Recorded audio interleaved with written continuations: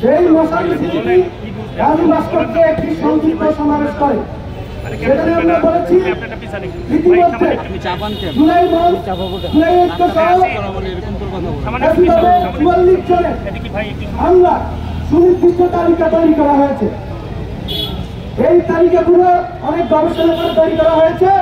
এরা সরাসরি আওয়ামী লীগের আমলে বিভিন্ন ধরনের ফ্যাসিবাদী কার্যক্রমে লিপ্ত ছিল।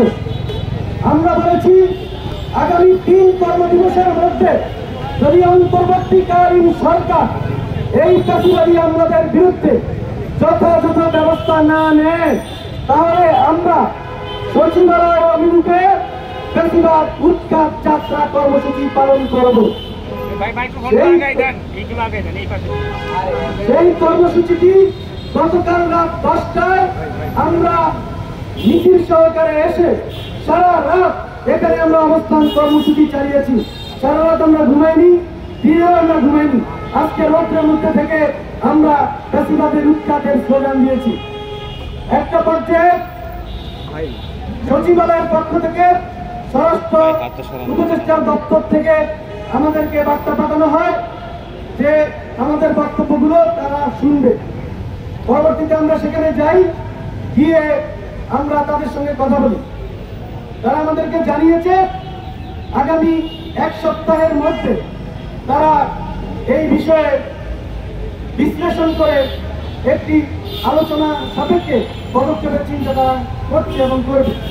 আমরা আগামী 1 সপ্তাহের মধ্যে যিনি পদায়ন এবং অপসারণের দায়িত্বে যিনি আছেন অর্থ উপদেষ্টা মিস্টার সালেউদ্দিন আহমেদ এবং স্বরাষ্ট্র উপদেষ্টা যিনি আছেন জাহাঙ্গীর আলম, এই দুজনের সঙ্গে আমাদের জুলাই মঞ্চের অফিসিয়াল বৈঠক হবে।